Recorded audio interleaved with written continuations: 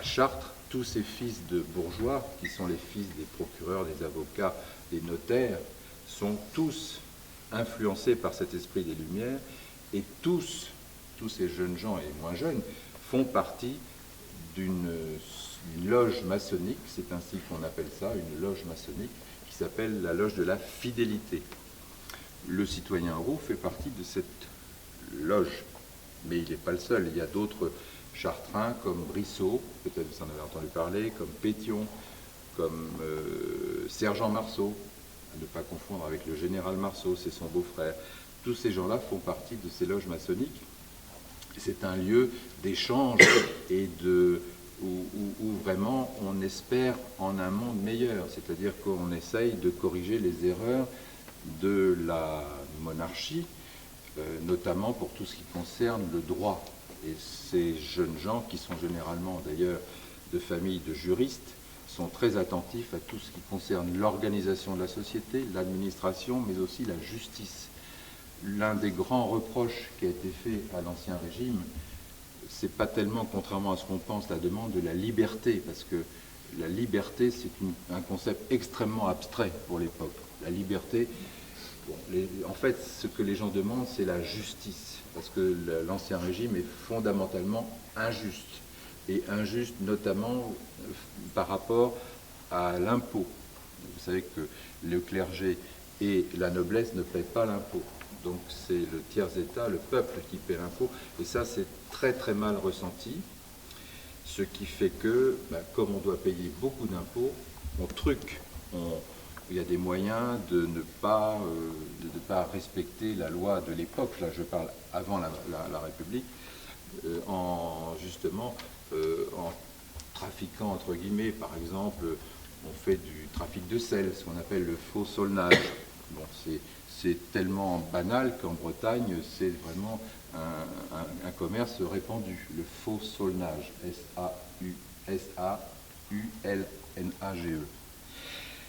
Le citoyen Aureau est assassiné dans des conditions terribles, on l'a dit tout à l'heure, et on accuse les déserteurs prussiens. Plusieurs années plus tard, 3 ans plus tard, quand le juge Liendon, qui présidera le tribunal criminel, reprendra l'enquête, on se rendra compte que cette histoire ne tient pas la route. Les déserteurs prussiens, ils étaient là, on les a interrogés, mais on n'a pas vu que ça pouvait être un d'entre eux qui les ait assassinés dans des conditions épouvantables. Ce citoyen Aureau, il cultive la vigne. C'est pas son métier, il est avocat, mais il est retraité, il a une 50aine d'années et il s'est retiré et il cultive de la vigne avec l'aide, en effet, de certains déserteurs prussiens qui l'utilisent à bêcher son jardin, mais il a aussi à son service 2 domestiques, un couple, le dénommé François-Théodore Pelletier, il est là, et son épouse, qui a 7 ans de plus que lui, Marie-Thérèse Victoire Lange. Lui est natif de Lèves, elle est native de Saint-Brice à côté. Ils sont tous deux fils de vignerons. Pourquoi je vous dis ça? Parce qu'à l'époque, la plupart des gens qui travaillent dans la vallée de l'Eure, à Lèves, à Saint-Pré, à Gaville, à Nogent-le-Fay, sont des vignerons. Parce que la vigne est beaucoup plus rentable que la culture de la céréale. Donc c'est ce couple, très vite, on se rend compte qu'ils ont eu une bonne fortune subite, c'est-à-dire qu'ils étaient malheureux, ils avaient quasiment aucun moyen, et très rapidement, les voilà installés dans le faubourg Saint-Maurice. Le faubourg Saint-Maurice, c'est la route qui va à Lèves, où ils ont ils ouvrent une taverne, lui se met marchand de vaches, il achète des vaches. Avec quoi, comment? Les gens commencent à jaser dans le secteur, déjà à l'époque, et il y a des lettres de dénonciation qui arrivent sur le bureau du juge. Comment se fait-il que les époux Pelletier aient pu si facilement s'installer commerçants sur la place de Chartres? Et à partir de certaines dénonciations qui auront lieu au cours du procès, on se rendra compte que les époux Pelletier, les domestiques, ont ouvert la porte aux brigands et que ce sont eux qui ont assassiné le couple Aureau. Donc, ils seront, même s'ils n'ont pas tué directement, ils seront guillotinés. Avez-vous des questions? Non. Le rouge de Nô n'a pas de questions? Le rouge de Nô, oui, toi tu es le... L'accusateur. Alors on avance un petit peu.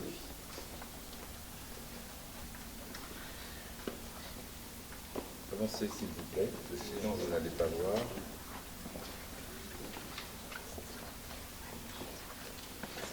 Donc on a un peu anticipé en parlant de l'histoire de l'Ève, mais l'affaire qui va fonder l'affaire de la bande d'Angers, c'est l'attaque du citoyen Nicolas Fousset à Miloire le 4 janvier 1798. Le citoyen Fousset est un laboureur. Un laboureur, c'est quelqu'un qui est, en fait, on dirait aujourd'hui, un propriétaire terrien. Donc, il a du bien. Il a tellement du bien qu'il a déjà acheté 2 fermes pour installer chacun de ses fils. Il a acheté des fermes en bien national. Est-ce que ça vous dit quelque chose, un bien national? Acheter une ferme comme bien national, est-ce que ça vous dit quelque chose? C'est toutes les terres qui ont été récupérées par l'État. Et du coup, il y a certains propriétaires qui ont racheté ces terres à l'État. Voilà.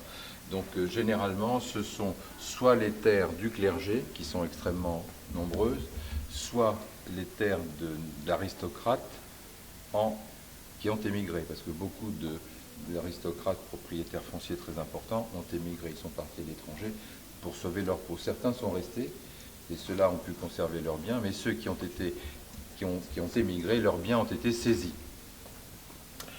À Miloire, la bande attaque donc au mois de janvier. Il y a eu un premier coup raté la semaine d'avant, juste avant Noël, et puis parce que le citoyen Fousset, en compagnie de son fils Bernard, était en train de recevoir, sans doute, d'après ce qu'on a compris, des hommes de loi ou un notaire, sans doute dans la perspective d'acheter une autre terre, puisque l'un des brigands qui s'est approché de la fenêtre, on est le soir, les a vus en train de compter des louis d'or. Donc ils ont considéré que ce n'était pas le moment d'attaquer, ils s'en vont et reviennent une semaine après. Donc ils sont une douzaine, là dirigés par le beau François. Le rouge d'Auneau n'est pas là, contrairement à ce qu'il dira au procès qu'il y était, en fait c'est faux. Il s'est vanté, le rouge d'Auneau, d'avoir assisté à d'avoir participé à pas mal de faits importants, en fait, uniquement pour se vanter. Notamment cette histoire à Gautret, j'en ai pas parlé tout à l'heure, mais à Gautret, qui est dans le Loiret, à côté d'Orléans, dans les pièces du procès, on fait comme s'il y était, en fait, il n'y était pas. Bon, alors il faut d'abord enfoncer la porte du père Fousset. Je vous demande de vous approcher. Là-bas, on voit, dans la gravure du milieu, on est en train d'enfoncer une porte. Ça s'appelle attaquer à la bombe. Alors justement, il ne faut pas confondre. La bombe, il n'y a pas de bombe, il n'y a pas d'explosif. C'est simplement qu'on enfonce la porte avec un madrier de bois. En l'occurrence, c'est un rouleau à avoine. C'est un très gros morceau de bois qui permet d'écraser la motte quand l'avoine est en train de pousser au printemps. Ça ressemble à de l'herbe, l'avoine qui pousse. Et il faut tasser cette terre pour éviter que le froid ne gèle les racines de l'avoine. Donc on se saisit d'un rouleau à avoine et on enfonce la porte. Pendant ce temps-là, le père Fousset, qui est avec son fils en train de se chauffer les pieds auprès de la cheminée que vous voyez là, elle a été depuis considérablement modifiée, mais l'endroit est bien là. À gauche de cette cheminée, on aperçoit une petite porte marron, juste à côté de l'âtre de la cheminée. C'est par cette petite porte, qui était à l'époque, qui est descendue jusqu'en bas. On voit à gauche la photo un peu grise, là on voit ce qu'était la petite porte de l'intérieur de l'écurie. Ce sont dans l'écurie où dorment ses domestiques. Les domestiques, à l'époque, dorment dans l'écurie ou l'étable. Ils n'ont pas de chambre, ils n'ont pas de lit. Donc il y a là le charretier, le berger et le calvénier. Le calvénier, en Beauceron, c'est un employé agricole, l'homme à tout faire.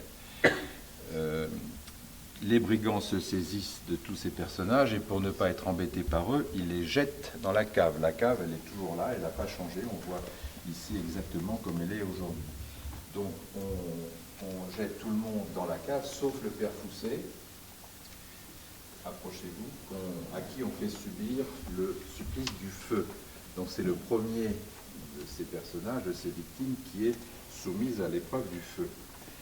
Le bonhomme, il est quand même pas mal secoué, il perd connaissance, les brigands pensent qu'il est mort. Et donc il n'a pas avoué où était son or.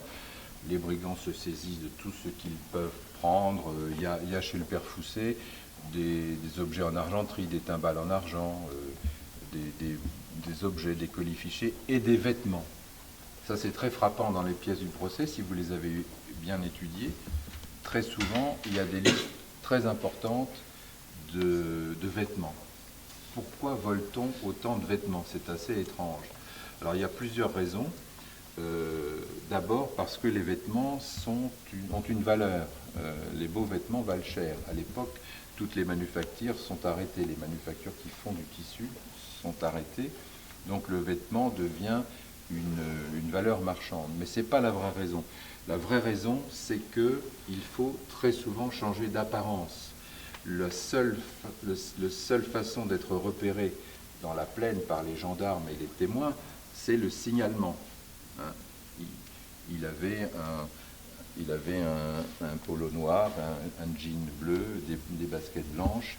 Et donc, s'il ne change pas de tenue, il va être repéré grâce à ce signalement très précis. Sauf que vous êtes là tous à peu près habillés de la même façon, de la même couleur.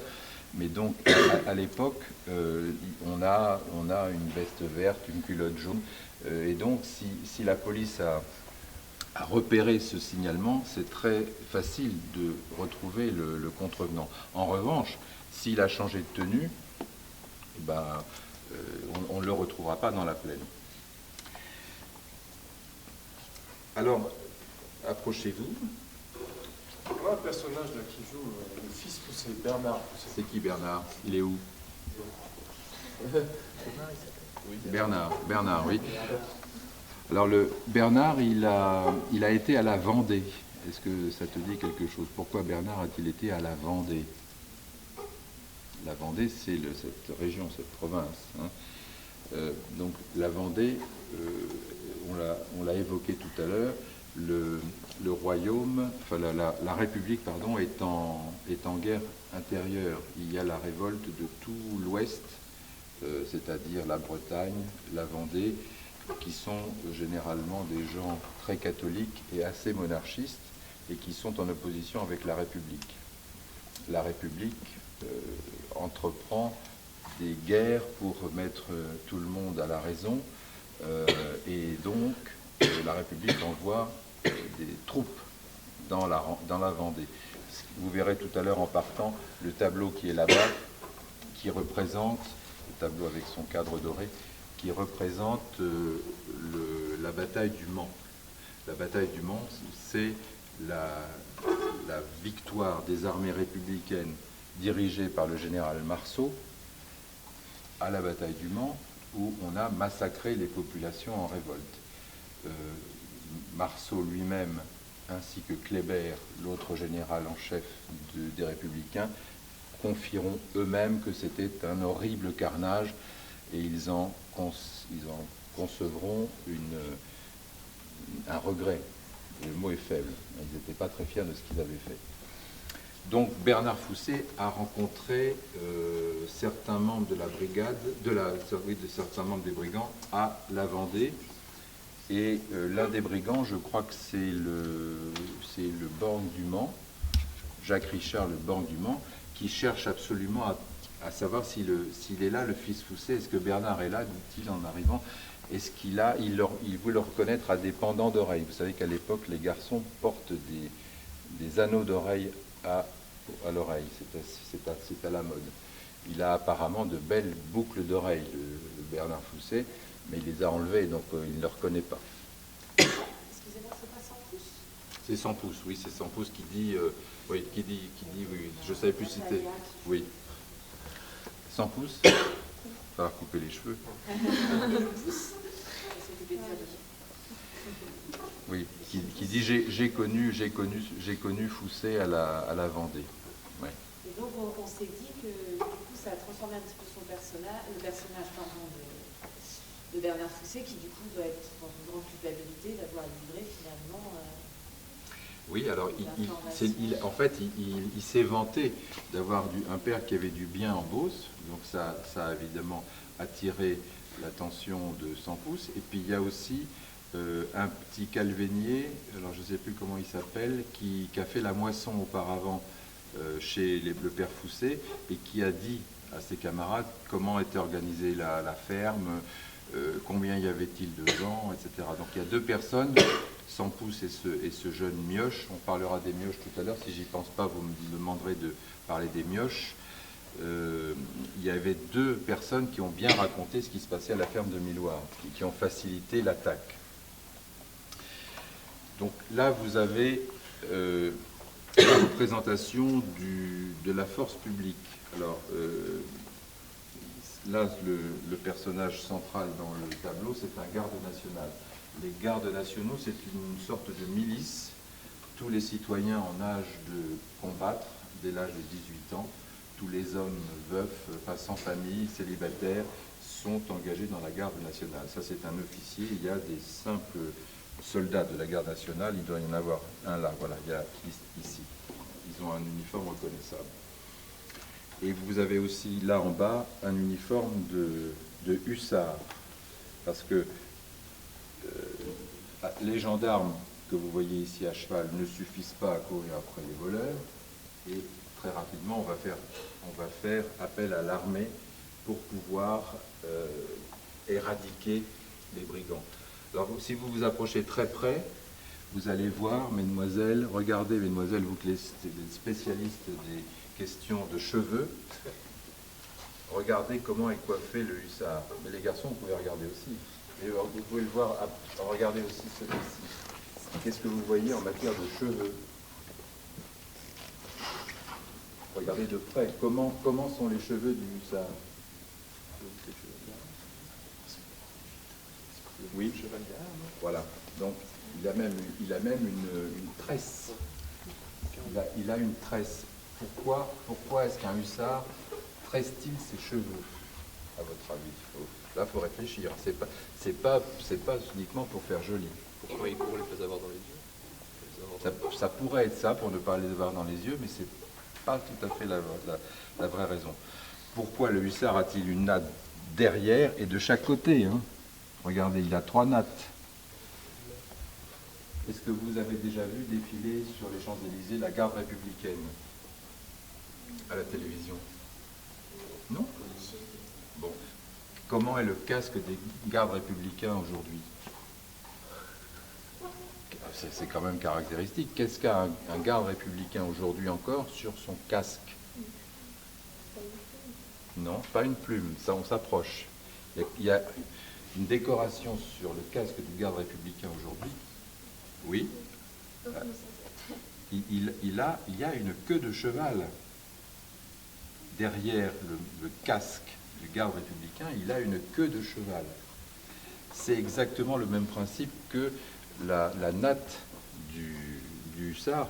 C'est simplement pour éviter tu es un hussard, je suis l'ennemi. Le hussard, il a généralement il a une cuirasse. Là, il l'a pas parce qu'il est en tenue d'apparat. Mais moi, je suis l'ennemi, j'ai un sabre. Qu'est-ce que je vais faire?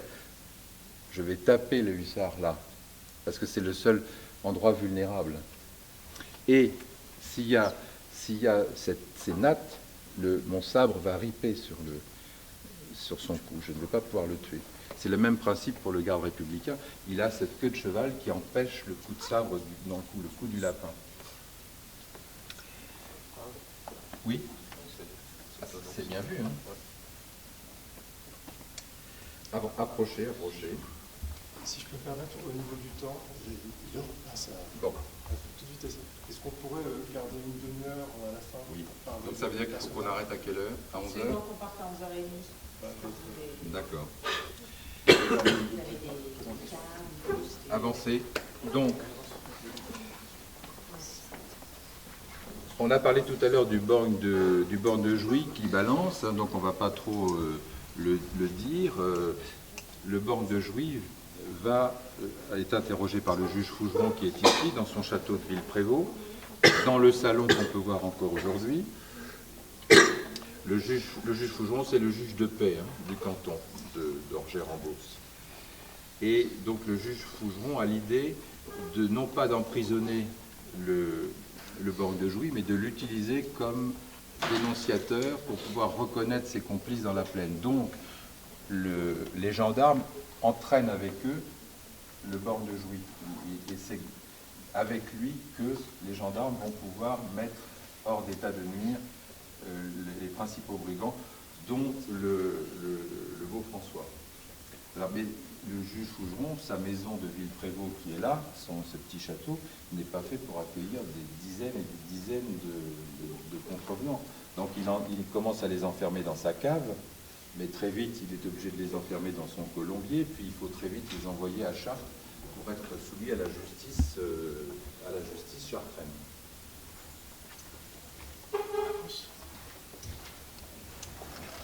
Donc avancer.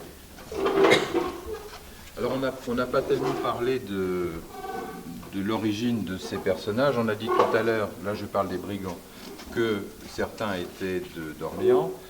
Là, certains d'entre eux sont des femmes. Il y a 2 femmes dans le lot. En fait, 3 avec la citoyenne Pelletier qui a été guillotinée comme étant complice de l'assassinat d'Auro. Il y a des femmes, il y a des mioches. Alors, les mioches, ils doivent être un petit peu plus loin, on les verra tout à l'heure. Avancer un petit peu. Donc une fois que le juge Fougeron a instruit son affaire, il doit transmettre les dossiers à Chartres, à l'administration départementale. Vous voyez à quoi ressemble un administrateur du département. Il a un joli chapeau avec des plumes. Et il va falloir les présenter au tribunal criminel. Le tribunal criminel, c'est un peu l'équivalent de notre cour d'assises aujourd'hui. Mais on se rend compte que là encore, la ville de Chartres n'est pas faite pour traiter un aussi gros dossier. Là, le tribunal criminel de Réloir, il n'a pas l'habitude de se voir confronté à une centaine d'accusés.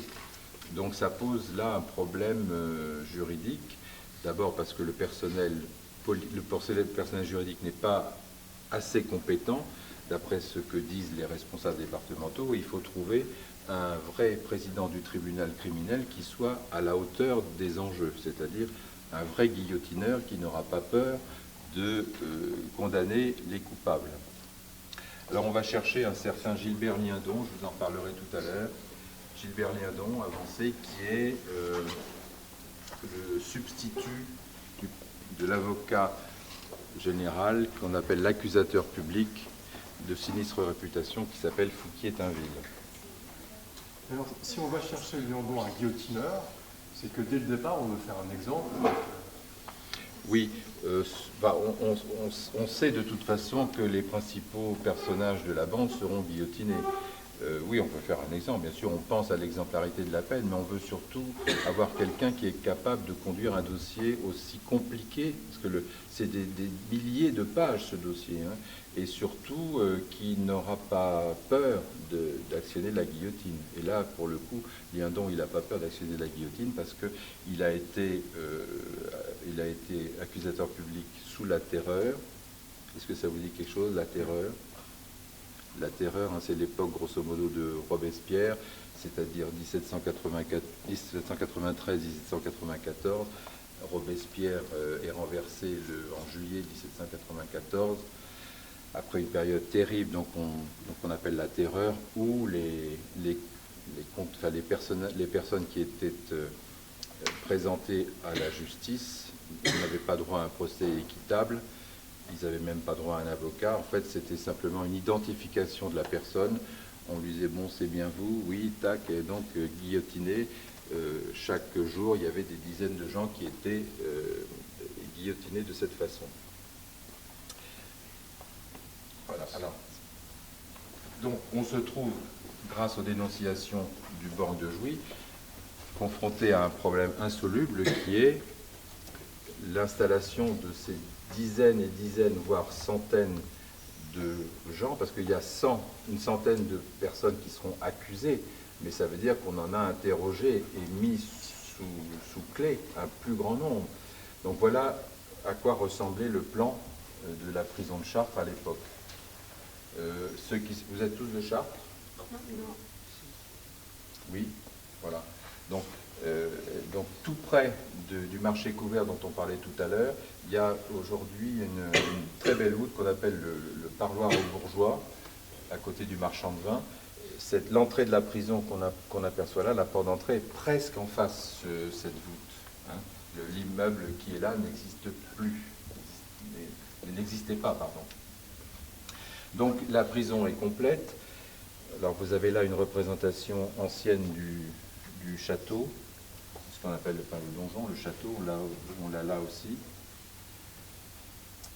Et tout ça ne suffit pas, on doit enfermer des gens au cellier de Loins. Le cellier de Loins, ça vaut peut-être quelque chose, c'est le centre du vitrail. Dans la crypte de la cathédrale, on envisage même un moment de transformer l'église Saint-Aignan en prison. Il y a un plan qui est fait pour créer des geôles à l'intérieur de la nef de l'église Saint-Aignan. Petite question là sur l'organisation. Au centre, on a la question, c'est un lieu d'interrogatoire? Oui, mais ça c'est le nom qu'on donnait déjà sous l'Ancien Régime, puisque déjà sous l'Ancien Régime, c'était le lieu de la justice, c'était le siège présidial. C'est là où en effet on soumettait les gens à la question, c'est-à-dire à la torture. La question, c'est la torture. Avancer. Donc très vite, cette prison qu'on appelle le château de la grande prison, ancien château des comtes de Chartres, ne suffit plus et on trouve un autre endroit pour pouvoir faire une prison, c'est le couvent des Carmélites. Le couvent des Carmélites, il est tout à côté derrière la cathédrale. C'est aujourd'hui encore la prison. Hein. Pour ceux qui connaissent un peu Chartres, vous apercevez la porte ancienne de la prison qu'on peut toujours voir. Et puis, on aperçoit ici une photo que j'ai faite il n'y a pas très longtemps, on aperçoit les voûtes du cloître des Carmélites. Carmélites, c'est un couvent. Hein. Donc c'est pas le Carmel qui est derrière la Si. rue des Charbonniers. Si, le Carmel, c'est le Carmel. La prison, c'est le Carmel. D'accord. Donc aujourd'hui encore, voilà à quoi ressemble une cellule. Elles sont désaffectées, hein, mais la prison, elle a fonctionné jusqu'en 2013 ou 2014. Alors approchez, donc nos déserteurs, ils sont où? Qui est un déserteur là parmi vous? Ils sont tous, c'est Natalia. Natalia. Bon.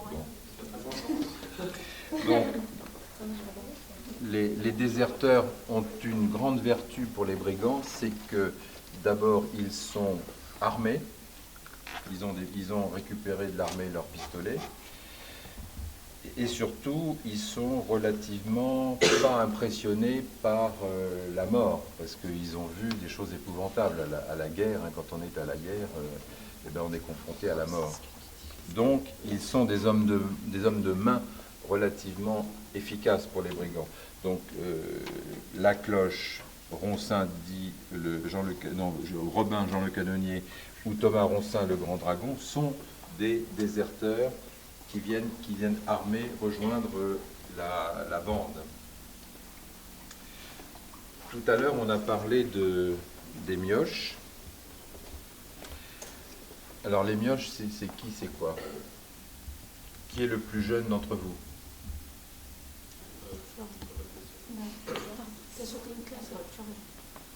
Donc, t'as quel âge? 14 ans. 14 ans, c'est bon, tu peux être un mioche. Alors le mioche, vous imaginez que dans la plaine, il y a beaucoup d'enfants abandonnés, soit que leurs parents n'ont pas pu les nourrir, donc on leur dit va mendier ton pain. Donc ils se trouvent sous la tutelle de plus âgés, quelquefois pas beaucoup plus âgés qu'eux, hein, ils ont 17 ou 18 ans, et ils deviennent les aides, ils sont commissionnaires, on leur fait passer des messages, tu vas prévenir le beau François qu'il va se passer quelque chose. Ils sont observateurs, ils font gaffe, enfin ils sont gaffes, fais gaffe, on dit encore ça aujourd'hui, fais attention, le gaffe c'est celui qui surveille. Donc et puis ils sont aussi soumis à une certaine violence. On le verra tout à l'heure. Regardez là, par exemple, le petit gars d'Étréchy. Vous le voyez là, approchez-vous. Il est battu à mort. Il est battu à mort, le mioche, parce qu'il n'a pas bien fait son travail de mioche. On l'a envoyé surveiller un moulin, une ferme, et puis il n'a pas bien regardé, il a eu peur ou il a été distrait. Il a dit oui, la maison est bonne à faire, ils sont 3-4, et puis quand la bande se présente, ils sont 8 ou 10 à l'intérieur du moulin, il y a du monde. Et donc là, le coup foire, et donc on le bat à mort. Est-ce que c'est pas le rouge de l'eau ou son rouge qui s'occupe de ça? Oui, oui, absolument. Je ne sais plus lequel, mais je crois que c'est plutôt Sans Pouce. Sans Pouce était aussi Sans Pouce, il est très très cruel. très cruel, oui. Hein? Et pourquoi on a mis l'assassinat du petit gars d'Étréchy? Étréchy, c'est une commune maintenant dans la Seine-et-Oise, je crois. Parce qu'en fait, ça se passe en 1791.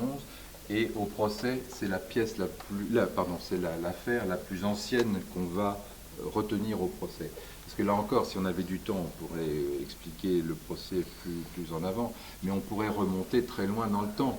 La bande d'Orgères, on l'appelle bande d'Orgères à cause de l'affaire de Miloire, de l'assassinat du citoyen Fousset et de l'intervention du juge de paix Fougeron en tant que juge de paix d'Orgères. Mais il y avait des brigands avant, et il y en aura même après le procès, ça continuera. D'une autre façon, mais ça continuera. Donc avant, la bande d'Orgères, elle n'existe pas sous forme de bande d'Orgères, sous le nom bande d'Orgères, mais il y a des brigands dans la plaine depuis des siècles. Donc voilà, on approche de la fin.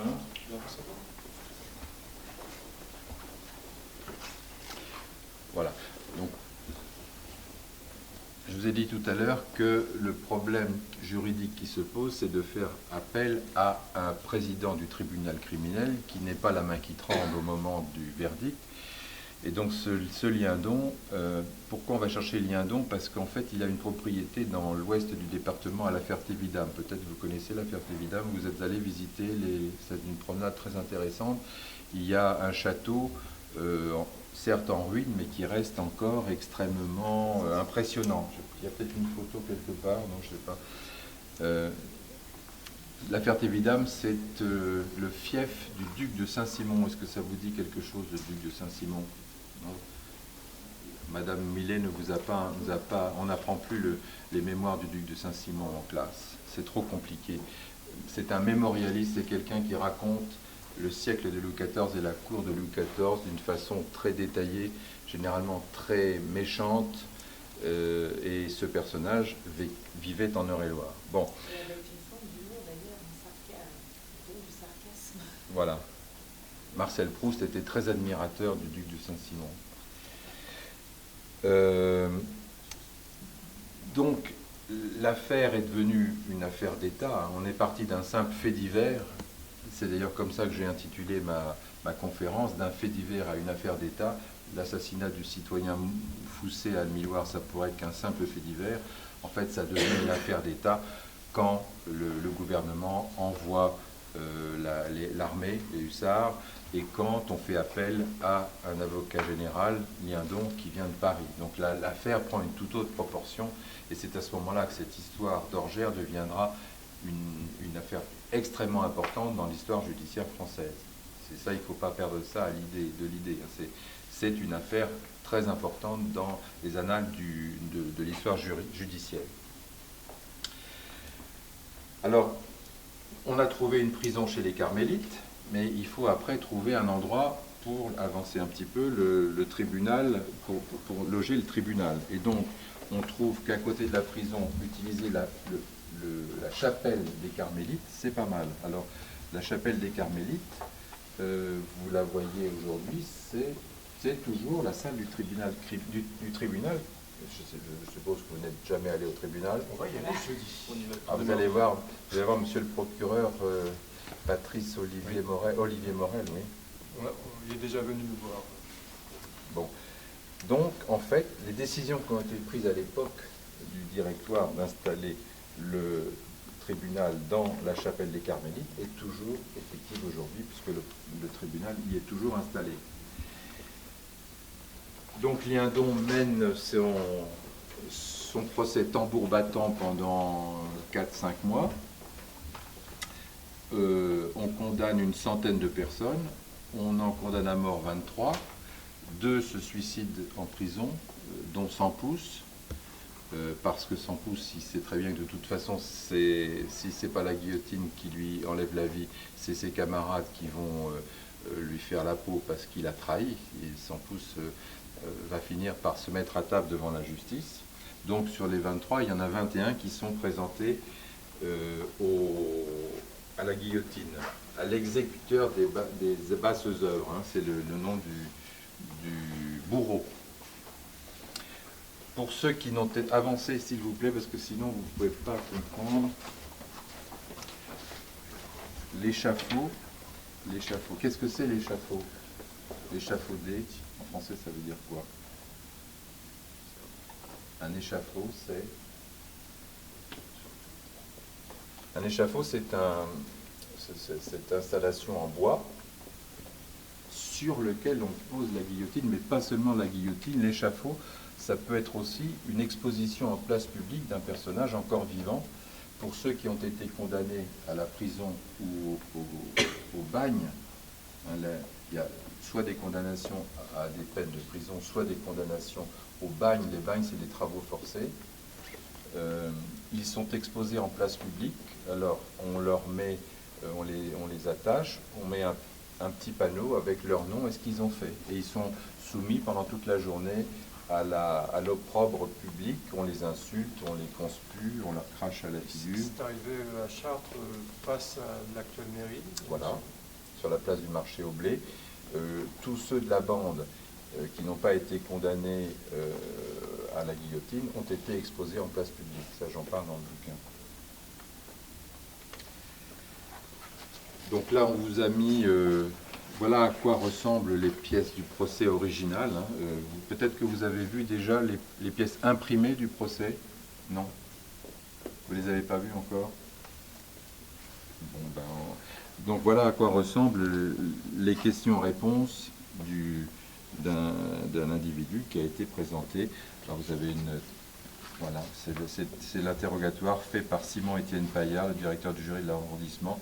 Il interroge le beau François. Quels sont vos noms, prénoms, âge et profession? Je me nomme Jean Anger, je suis âgé de 33 ans, sans papier, je suis marchand forain sans domicile. N'êtes-vous pas marié? Je suis marié à Rose Bignon. C'est-à-dire, voilà donc la traduction de cet interrogatoire. Il y en a des milliers de pages comme ça aux archives départementales de Réloir. Alors on n'a pas tellement parlé du beau François parce qu'en fait c'est le personnage sans doute le plus charismatique mais sur lequel on a le moins d'informations. Le beau François en fait il dit qu'il s'appelle Jean Anger, qu'il est né dans le Loir-et-Cher à Moret, ce n'est sans doute pas vrai. Il dit qu'il s'appelle François Giraudot, qui vient des Deux-Sèvres, qu'il est né à Saint-Mexan, ce n'est pas vrai. En revanche, il y a quelqu'un qui dit qu'il s'appelle Richard, de son nom de famille, qu'il est le fils de François Richard et qu'il est natif de Nogent-le-Fay. Mais cette information n'a intéressé personne, parce que je crois qu'on n'était pas très près de découvrir la véritable identité de ce beau François, parce qu'il aurait mouillé beaucoup trop de gens. Parce que comment a-t-il pu voler autant et de façon impunie? Eh bien, c'est parce qu'il avait des complicités à Chartres, il avait des complicités chez les cabaretiers, chez les marchands à qui il refourguait sa camelote. Et donc, si on avait vraiment découvert la véritable identité du beau François, il aurait fallu mouiller beaucoup de gens et ça contrariait beaucoup les bons bourgeois de Chartres. Moi, je pense qu'à la recherche de recherche généalogique qu'on a fait, il s'appelle en effet Richard, qu'il est d'une famille de bergers de Nogent-le-Fay, qu'il connaît bien Marabout, François Renoux, né à Gaville. Gaville, c'est tout à côté de Nogent-le-Fay, qui connaissent bien, les deux connaissent bien François Théodore Pelletier, le vigneron d'Aureau, qui est à Lèves.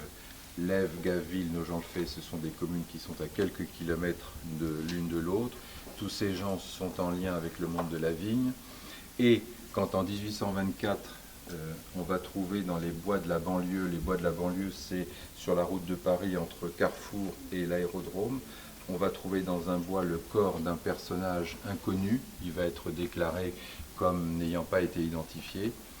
L'un des auteurs de l'époque, qui s'appelle Coudray-Monnier, qui a écrit l'histoire des brigands d'Orgères, dira c'est le corps du beau François. Si on met tout ça en perspective, la banlieue c'est exactement à mi-chemin entre Chartres et Nogent-le-Fait.